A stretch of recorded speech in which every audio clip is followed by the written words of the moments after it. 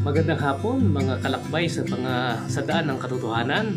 Kamusta po kayo? At sa hapong ito ay maraming salamat na tayo ay nakagawa muli ng video. At siguro bukas ko i-upload ang video ito sapagkat sa ngayon ay wala na ko internet. Bukas ako ay pakanuli na internet. Magbabayad sa internet. Ngayon ay ating pag-aaralan ng ilang mga talata dito sa Hebreo Kapitulo 10 upang linawin ang kaisipan tungkol sa kaligtasan. Totoo ba yung once saved, always saved? At totoo ba na wala na ang kautusan sa panahon ng Kristiyano? Ang isang sumampalataya kay Kristo ay hindi na daw kinakailangan na ang pagsunod sa kautusan. Ano po?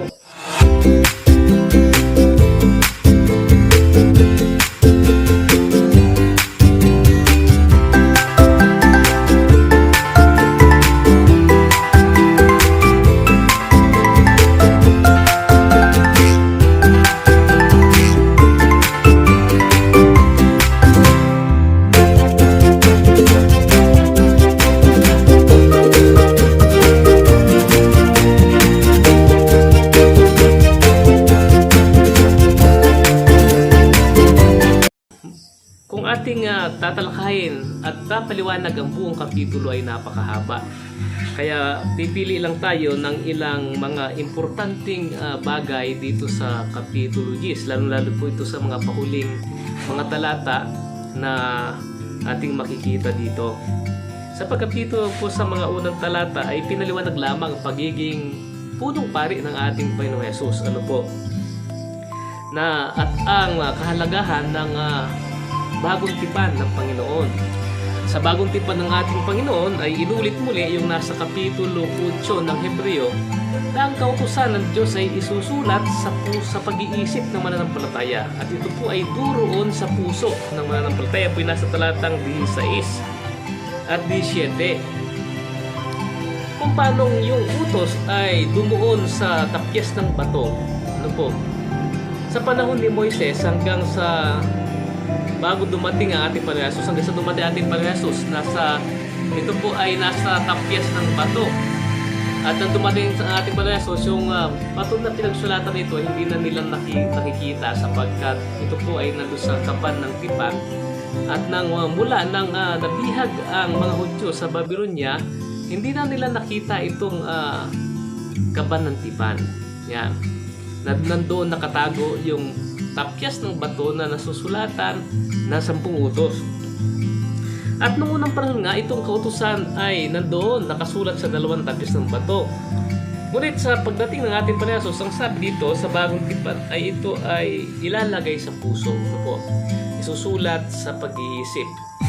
At kagaya nung una na mayroong punong pari, ang ating Panginoon Hesus ang punong pari. Ngayon, kaya dito sa halos buong aklat ng Hebreo ay tinatalakay ang paglilingkod na dapat gawin ng isang Kristiyano kay Kristo. Ano po? Na ito po ay ipinaliwanag din bago ipaliwanag yung paglilingkod natin gagawin bilang Kristiyano sa ating Panginoon Hesus. Ipinaliwanag din yung mga kinakatawanan ng sinaunang sanktuaryo at ng mga gawain dito sa sanktuaryo sa lupa. Yan po ipinaliwanag sa aklat ng Hebreo kung anong mga ibig sabihin nito sa panahon natin ngayon bilang tayo panahong Kristiyano na nasa bagong tipan. Na ang mga tinutukoy na mga batas na hindi nakakapagpabanal sa tao at hindi pwedeng ariing ganap ang tao. At ito yung mga kautusang pinalipas ay yung kautusan ng tungkol sa pagkapari at kautusan ng tungkol sa paghandog na ginagawa dito sa sanktuaryo sa lupa. Pero sa kabila ng walang bisa na itong mga kautusan na ito na tinatawag na kautusan ng paghandog at kautusan ng pagiging pari, ay meron pa rin binabanggit dito na kautusan na napaka-importante na dapat sundin ng tao. Katunayan, ang kautusan na ito ay isusulat sa pag-iisip ng sinumang sumasampalataya dito po sa talatang 16 at 17. Ano po? At ilalagay sa puso. Ano po? Sa makatuwid, kung mayroong utos na lumipas meron pong utos na mahalaga na natitira na ito po ay kailangang isulat sa kaisipan ng kaisipan ng isang Kristiyano at nakalagay sa puso ng isang Kristiyano. Yan. Napakaganda po nito.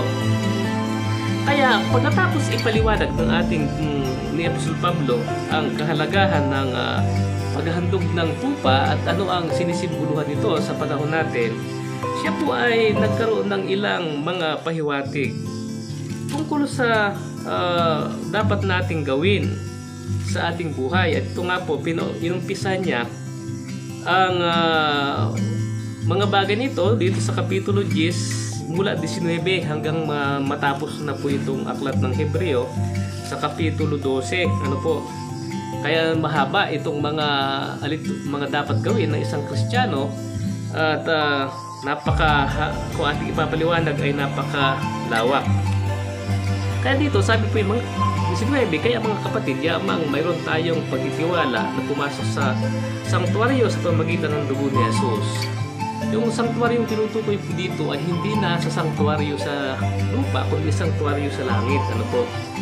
At kanyang binuksan para sa atin ang isang bago at buhay na daan sa pamagitan ng tabing sa makatuwid ay ang laman. Kung paano yung sanktuaryo sa lupa ay may tabing na doon iwiniwisik yung mga dugo ng lupa na pangpatawad sa kasalanan ng tao, ang tabing naman ng sanktuaryo sa langit ay ang laman ng ating Panginoon Jesus. Sa pamagitan ng kanyang laman ay napapatawad ang ating mga kasalanan sa pamagitan ng kanyang pagkapako sa krus. At dahil dito ay meron daw tayong pinakampunong pari sa bahay ng Diyos doon sa sangkalangitan. At tayo daw po ay dapat lumapit ng tapat ang puso na may pananampalataya na ang ating buhay na ito ay winisikang malinis. Mula nung una na tayo ay masama daw at makasalanan, nahugasan ng ating katawan sa pamagitan ng dalisay na tubig. Yung po ay yung bautismo. Ano po? Panghawakan natin ang pagpapahayag ng pag-asa na walang pag-alinlangan sapagkat siya ay nangako ay tapat. Tapat daw po ating Jesus na nangako sa atin. At dahil diyan, sabi ito ay unang tagubilin para sa isang Kristiyano. Huwag nating pabayaan ang pagkakatipon gaya ng ugali ng iba, kundi palakasin ang loob ng isa't isa, lalong-lalo na kapag inyong nakikita na malapit na araw. Ang unang tagubilin ay yung mga pagpupulong na itinalaga ng iglesia ay huwag po daw natin pababayaan. Lagi tayong sisimbang, ibig sabihin, lagi tayong mananalangin, lagi nating kasama dapat ang mga kapatid sa pananampalataya sa pagpupuri sa ating Panginoon. Kaya yung mga itinaktang pagpupulong ay dapat po tayo ay laging presente. Bakit daw po napakalaga ang pagpupulong? Ano po? Yung palang hindi pagpunta sa mga pagpupulong ay pagkakasala. At pinaliwanag po dito sa sunod na talata. Sapagkat kung sinasadya nating magkasala, ang panawagan ay huwag daw pabayaan ang pagkakatipon. Ano po? Ang pagpapabaya dito ay isang gawa na sinasadyang pagkakasala. Sabihin to, sapagkat kung sinasadya nating magkasala matapos nating tanggapin na lubos ang pagkakilala sa katotohanan ay wala nang natitira pang alay para sa kasalanan. Ibig sabihin ay nagkakasala. Ano po? At ang kasalanan ay paglabag sa utos. Yung pagtitipon na binabanggit dito ay isang pagtitipon na itinakda ng utos. At ang isang pagtitipon na itinakda ng utos ay wala kang makikita kundi yung nakalagay sa Levitico 23 talatang 3. Ano po? Na alalahanin mo ang araw ng Sabat. Ano po? Na ito po iingatan nating banal at ipapangilin sapagkat ito ay isang banal na pagtitipon. Ano po? Yan. Isang ganap na kapahingahan. Levitico 23, talatang 3. Sapagkat ang tinutukoy dito na paglabag sa pagtitipon ay isang kasalanan.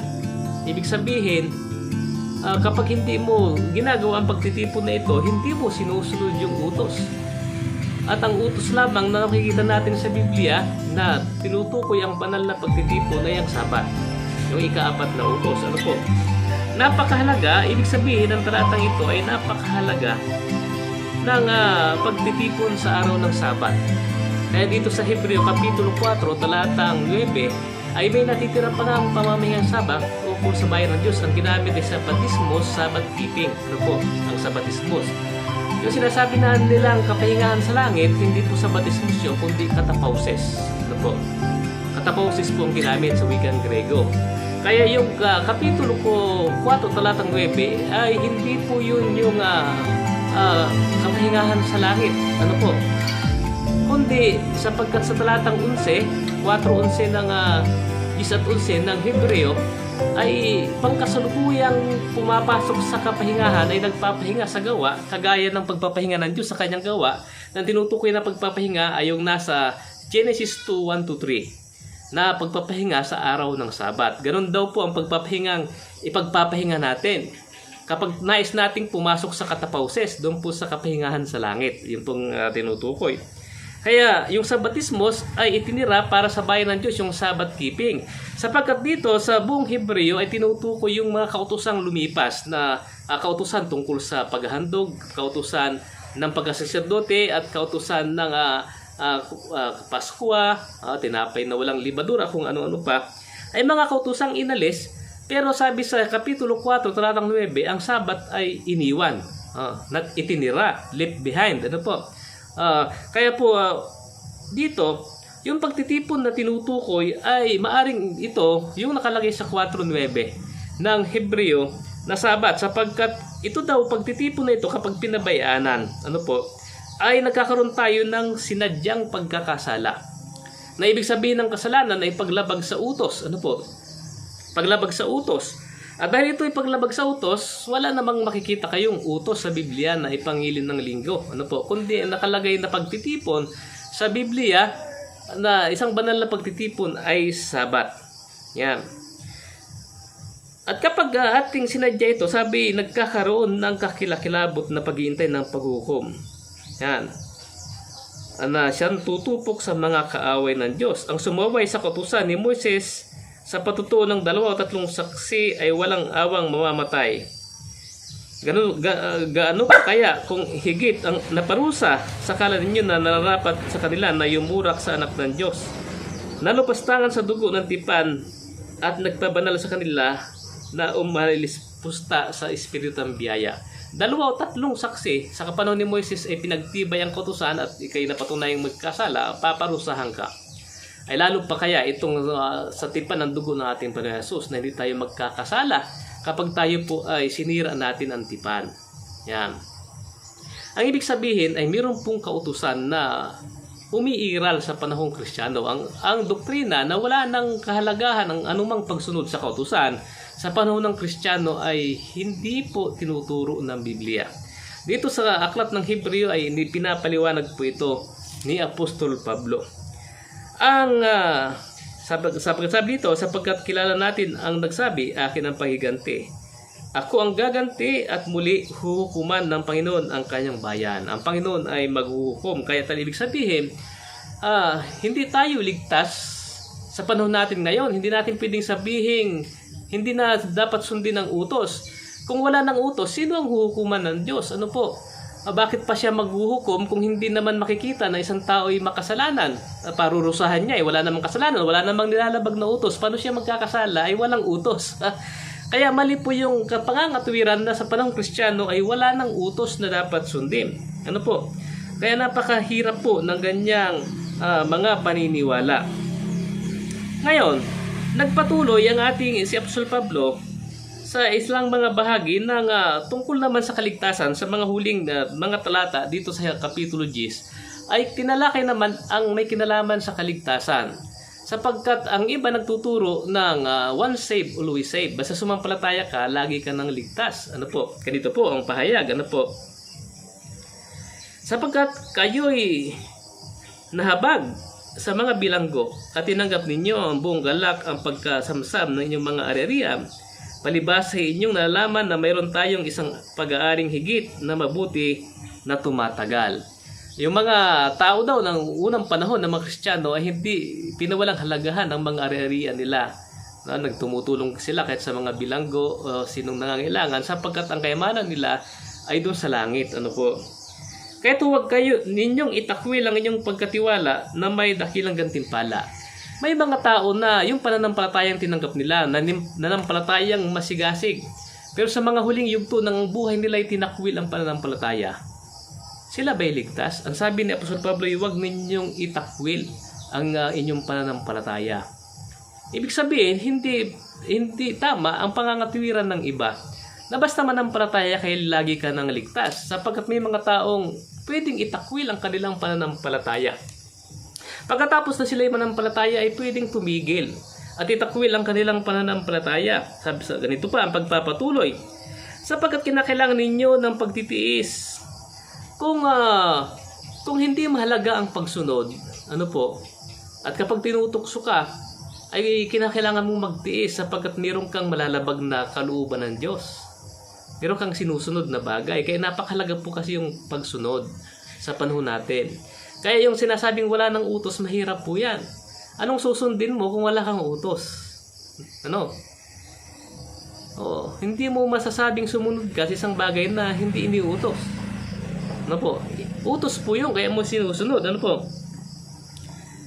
Kinakailangan yung pagtitiis upang kapag inyong nagampanan, pansinin po ninyo ang mga terminong ginamit, kapag inyong nagampanan ang kalooban ng Diyos, hindi pala basta manampalataya lamang ilaging ligtas. Kinakailangan mong magampanan ang buong kalooban ng Diyos. Kinakailangan po natin, meron po tayong gampanin, ano po, na dapat nating gawin. Ay tatanggapin ninyo ang pangako kapag ginampanan po natin. Sapagkat sa madaling panahon, ang siyang dumarating ay darating at hindi maantala. Ngunit ang aking matuwid na lingkod ay nabubuhay sa pananampalataya. Napakahalaga ng pananampalataya. Ngunit kung siya ay tumalikod, ang aking kaluluwa ay hindi malulugod sa kanya. Nananampalataya siya. Sabi ng iba'y lagi ng ligtas ay paano ito, tumalikod. Ligtas pa rin ba siya? Hindi na malulugod ang Diyos. Kaya sabi doon ay wala na daw hain. Ano po, doon sa ating nabasa kanina, 26 at 27. Sapagkat kung sinadya na ninyong pagkakasala, matapos na ninyong tanggapin ng lubos ang pagkakilala sa katotohanan, ay walang natitira pang alay para sa kasalanan, kundi isang kakilakilabot na nag-iintay na paghukom. Ibig sabihin na hindi totoo yung once saved, always saved. Sapagkat minsan nanampalataya ka, masigasig ka, at ikay tumalikod, hindi ka maliligtas. Napakalinaw po ng talatang ito.